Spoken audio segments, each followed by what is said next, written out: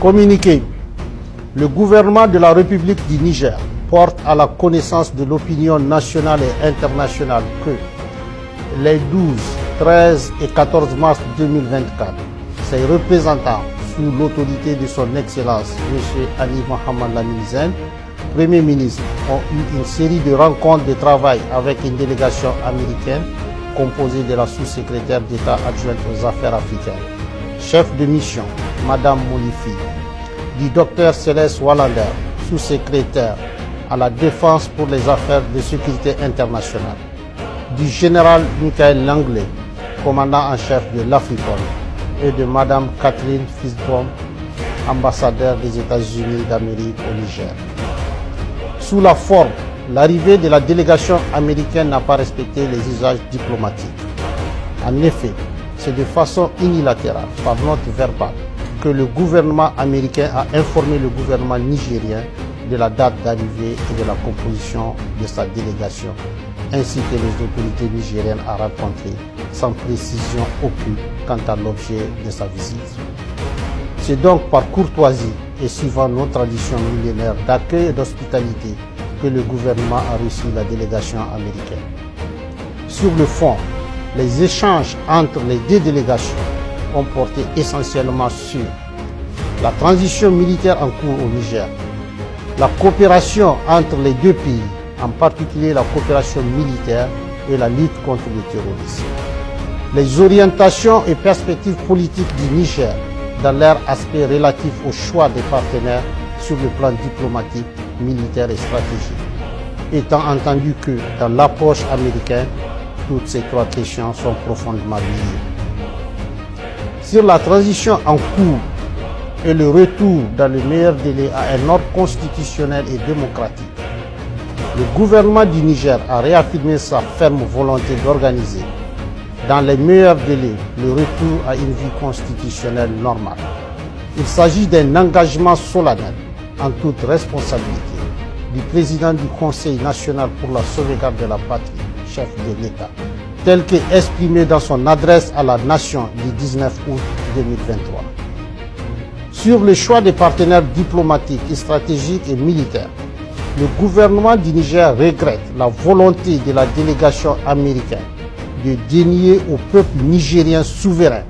le droit de choisir ses partenaires et les types de partenariats à même de l'aider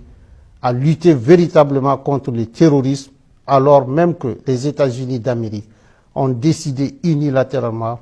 de suspendre toute coopération entre nos deux pays. Aussi, le gouvernement du Niger dénonce-t-il avec force l'attitude condescendante assortie de la menace de représailles de la part de la chef de la délégation américaine vis-à-vis du gouvernement et du peuple nigérien. Cette attitude est de nature à saper la qualité de nos relations séculaires et miner la confiance entre nos deux gouvernements déjà entamés par les événements du 19 octobre 2023. S'agissant des cas précis de la Fédération de Russie et de la République islamique de l'Iran, deux pays avec lesquels le Niger entretient des relations diplomatiques depuis plusieurs décennies et qui focalisent particulièrement l'intérêt des États-Unis d'Amérique. Le gouvernement tient à porter à la connaissance du peuple nigérien et de tous les peuples de la communauté internationale qu'il n'a jamais signé d'accord secret avec ses pays partenaires. Tous les accords signés par le Niger depuis l'avènement du Conseil national pour la sauvegarde de la patrie respectent le droit international et les règles de transparence. C'est pourquoi le gouvernement du Niger rejette les allégations mensongères de la chef de la délégation américaine consistant à soutenir qu'il aurait signé un accord secret sur l'uranium avec la République islamique d'Iran. Cette approche cynique, habituellement utilisée pour discréditer, diaboliser et justifier leurs menaces contre les États, ne pas sans rappeler l'exemple de la Seconde Guerre d'Irak. En effet, les Nigériens et l'ensemble de la communauté internationale se souviennent encore des fausses preuves brandies par le secrétaire d'État américain devant le Conseil de sécurité pour justifier l'agression américaine contre l'Irak et que dans cette affaire, le gouvernement du président Tanja avait été accusé de façon mensongère d'avoir fourni de l'uranium aux autorités de Bagdad, alors même qu'il est de notoriété publique que l'exploitation de l'uranium nigérien est totalement contrôlée par la France. Quant à la Fédération de Russie, il s'agit d'un partenaire avec lequel le Niger traite d'État à État, conformément aux accords de coopération militaire signés avec les gouvernements antérieurs pour acquérir le matériel militaire nécessaire à sa lutte contre le terrorisme qui a fait des milliers d'innocents victimes nigériens sous l'œil indifférent d'une bonne partie de la communauté internationale. Enfin, le Niger réaffirme son engagement solennel à coopérer dans la transparence et le respect de sa souveraineté avec tous les pays et peuples épris de paix et de justice, conformément aux règles du droit international. Sur la coopération entre les deux pays, en particulier la coopération militaire et la lutte contre le terrorisme, faut-il le rappeler, la présence américaine sur le territoire de la République du Niger est illégale et viole toutes les règles constitutionnelles et démocratiques qui voudraient que le peuple souverain, notamment à travers ses représentants élus, soit consulté pour l'installation d'une armée étrangère sur le territoire national. Ainsi, c'est par simple note verbale numéro 174 du 6 juillet 2012 que la partie américaine a unilatéralement imposé au Niger un accord relatif au statut du personnel militaire des États-Unis et des employés civils du département américain de la Défense sur le territoire de la République du Niger.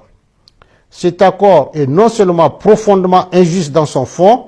mais également ne répond pas aux aspirations et aux intérêts du peuple nigérien pour les raisons objectives suivantes.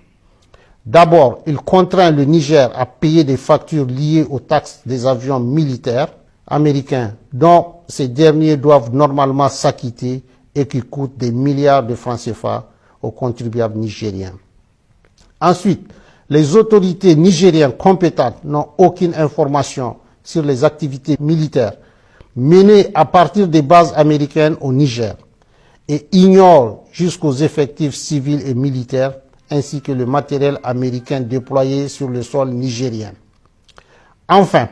l'armée américaine n'a aucune obligation, selon l'accord, d'accéder aux demandes nigériennes d'appui contre les groupes terroristes qui assassinent nos vaillantes forces de défense et de sécurité et massacrent nos laborieuses populations. Aussi, depuis le 26 juillet 2023 et l'avènement du Conseil national pour la sauvegarde de la patrie, le gouvernement américain a décidé unilatéralement et brusquement de suspendre sa coopération militaire en violation de l'accord imposé au peuple nigérien en invoquant l'article 7008 du Consolidated Appropriation Act, sans pour autant aller au bout de sa logique qui voudrait qu'il retire ses militaires du territoire nigérien.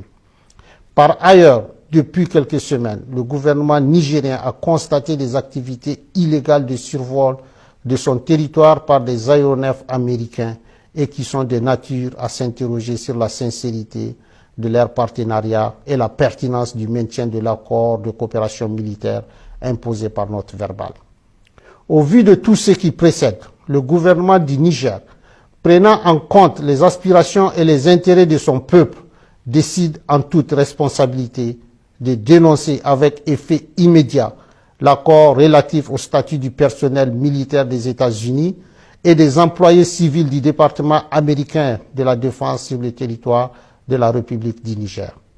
Une correspondance diplomatique sera adressée à la partie américaine à cet effet, fait à Niamey le 16 mars 2024.